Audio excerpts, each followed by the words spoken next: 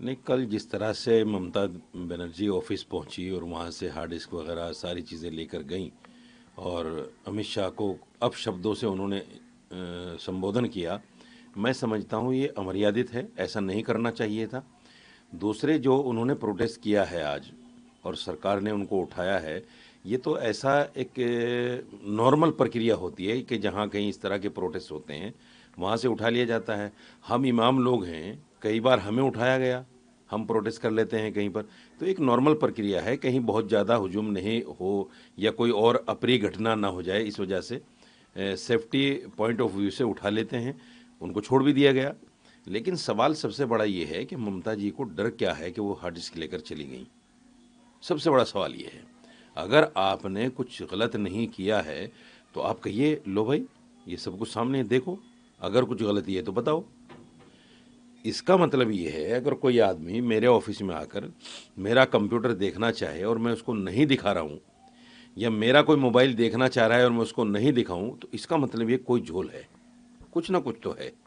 तो इसलिए ममता जी को जिस तरह से उनकी छवि है कि 250 रुपये की साड़ी पहनती हैं, 100 रुपये की चप्पल पहनती हैं, तो फिर उनको किस चीज़ का डर है भाई?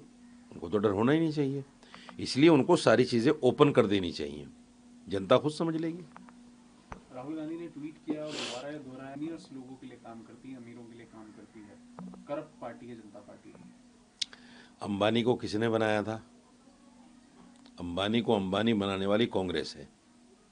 2008 या 9 की बात है, जब अंबानी ने रिलायंस का फ़ोन लॉन्च किया और रिलायंस को जो है ये इनकी डील हुई कई हज़ार करोड़ की कांग्रेस के साथ में, तो उस वक्त तो आपने नहीं सोचा होगा कि हम बिलीनियर के साथ, मिलीनियर के साथ जो है काम कर रहे हैं।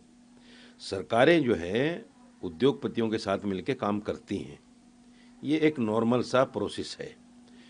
वजह क्या है कि कई बार ऐसा होता है कि सरकार अपने बहुत सारे प्रोजेक्ट बनाने के लिए इन मिलीनियर्स का इस्तेमाल करती हैं, उनका पैसा लगता है, उनको जो भी डील होती होगी वो उस डील पर जो है कहीं ना कहीं दोनों पार्टियां सहमत होती हैं और काम होते हैं। सवाल ये नहीं है कि सरकार किसके साथ काम कर रही है, सवाल ये है कि आपकी नीति और नीयत ये है कि आज भी जो 65 साल का राज है वो आपके दिमाग में बैठा हुआ है। हमारे यहाँ एक मिसाल मशहूर है कि पिदरेमन सुल्तान बूद, मेरा बाप बादशाह था, वो बैठा हुआ है दिमाग में आपके। कांग्रेस आज भी अपने आप को सत्ता में देख रही है। कांग्रेस ये नहीं कह रही कि हम अपोजिशन में हैं, अपोजिशन जैसे काम ही नहीं है उनके। सवाल ये है कि अपोजिशन में रहकर भी कुछ मर्यादाएं होती हैं, कुछ सीमाएं होती हैं। आप जनता के लिए कुछ नहीं कर पा रहे हैं, जनता के लिए आप सड़कों पे नहीं निकल पा रहे हैं, जनता की आवाज़ को आप सही से उठा नहीं पा रहे हैं।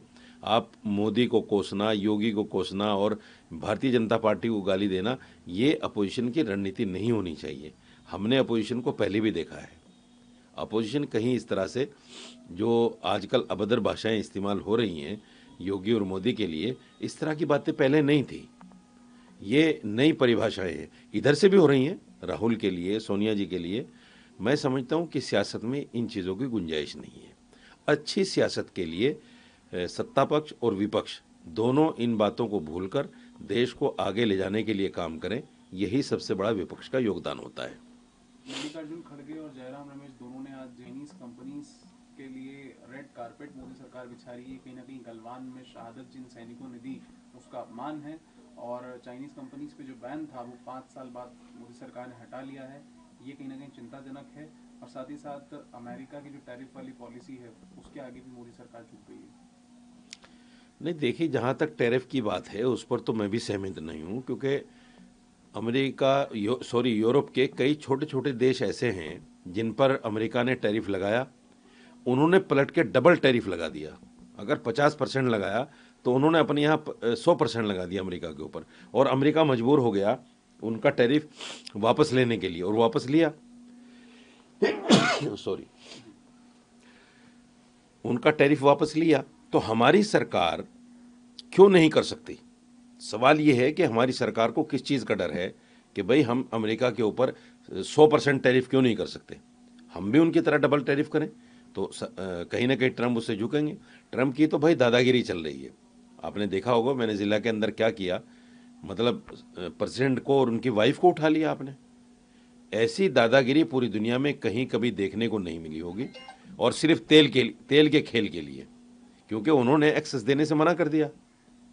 और आपने जो नोबेल पुरस्कार याफ्ता हैं, हालांकि वो उनकी वजह से आपको पुरस्कार नहीं मिला, फिर भी आपने उनसे एक डील कर ली कि हम आपको प्रेसिडेंट बना देंगे और आप जो है हमें एक्सेस दे देना, और आपने ये सारा कुछ किया। तो अमेरिका को, तमाम मुल्कों को, ठीक है एक समूह है, यूनाइटेड नेशन है, लेकिन सारे मुल्क मिलकर जब तक इसको बताएंगे नहीं इसकी औकात क्या है, मोदी जी को भी खुल के सामने आना चाहिए। मेरी अपनी राय है। हालांकि फॉरेन पॉलिसी मेकर जो लोग हैं वो अच्छी तरह जानते होंगे, लेकिन जो सामने दिख रहा है वो ये है।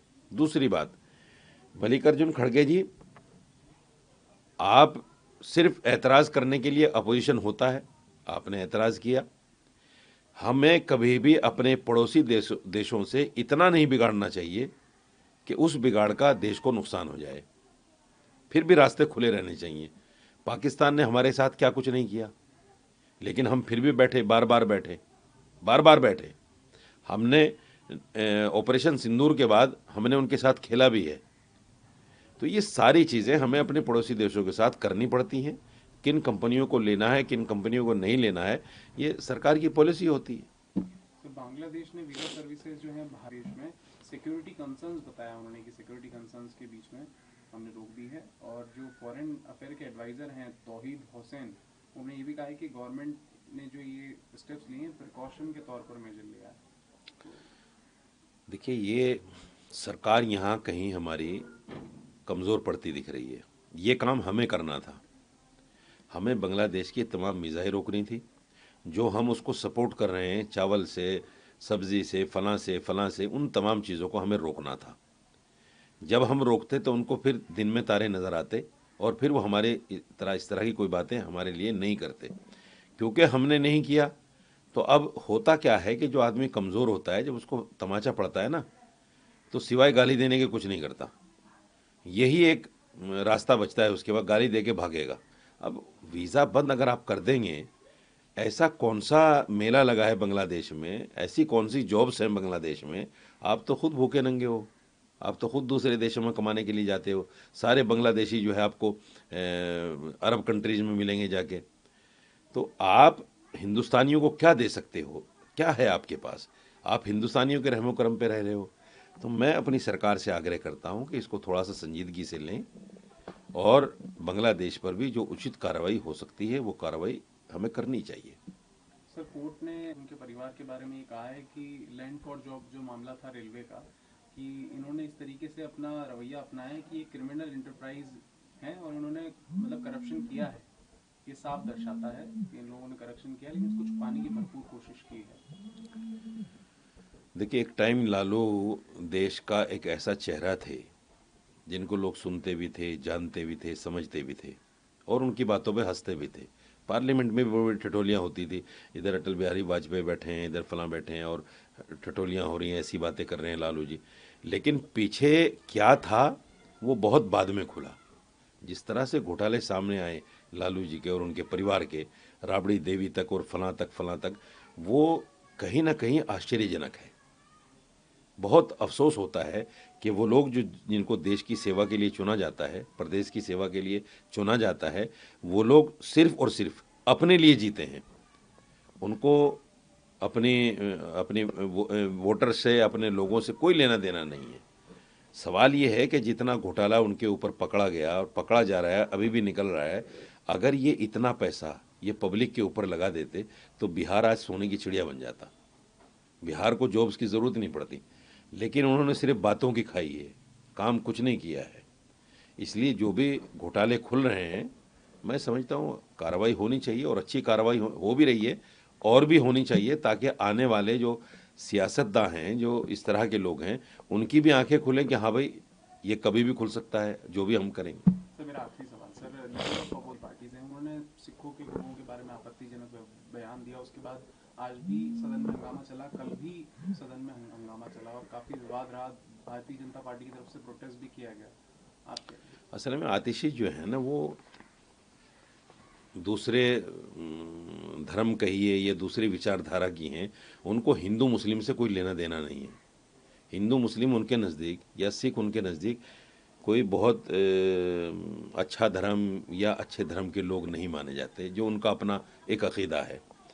लेकिन मैं फिर भी कहता हूँ कि जो भी जिस धर्म को भी जो मानता हो, कोई भी धर्म ये नहीं कहता कि किसी के धर्म गुरु के लिए कुछ आपत्तिजनक बात कही जाए।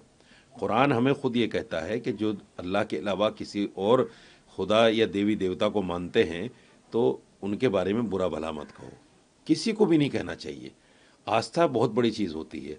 आस्था को ठेस पहुंचाना असल में क्या है कि एक ट्रेंड सा बन गया है। जैसे कुछ लोग मुसलमानों के लिए आपत्तिजनक बातें करते हैं, कुछ लोग हिंदू देवी देवताओं को के बारे में कुछ आपत्तिजनक बातें कह देते हैं, कुछ बुद्धिस्टों के बारे में, यानी एक ट्रेंड सा बन गया है देश में। कोई भी खड़ा होता है और वो इस तरह की बातें कर। हालांकि हमारे देश में इष्ट निंदा कानून है, लेकिन वो बहुत सक्षम नहीं है। मैं ये चाहता हूँ कि कोई ऐसा कानून बने कि जो भी किसी की देवी देवता, किसी के खुदा, किसी के धर्म के ऊपर आपत्तिजनक बात करे, उसको कम से कम 6 साल की सज़ा होनी चाहिए और इतनी कड़ी सज़ा हो कि दोबारा फिर कोई इस तरह की बात ना हो। सऊदी वगैरह में जो मुस्लिम देश हैं, वहाँ क्राइम क्यों नहीं है, वहाँ इस तरह की बातें क्यों नहीं? उसकी सबसे बड़ी वजह यह है कि वहाँ की जो सज़ाएँ हैं बड़ी सख्त हैं और ऐसी हैं कि उनको सुनकर ही आदमी कांप जाता है, सोचता भी नहीं है कि मुझे कुछ गलत करना है। वहाँ चोरी नहीं होती, वहाँ रेप नहीं होते, वहाँ पर, क्योंकि उनकी सज़ाएँ बड़ी सख्त हैं। तो हमारे यहाँ कानून तो हैं और बनते भी बहुत ज़्यादा हैं। निर्भया के बाद रेप पर इतना सख्त कानून बना, लेकिन रेप आज भी हो रहे हैं। तो हमें कानून बनाने से पहले उसका इम्प्लीमेंटेशन जो है वो पैसा देखकर नहीं करना चाहिए। यहाँ कानून जो है मालदारों की लोंडी है, मालदार जो चाहते हैं करते हैं, गरीब आदमी फंस जाता है।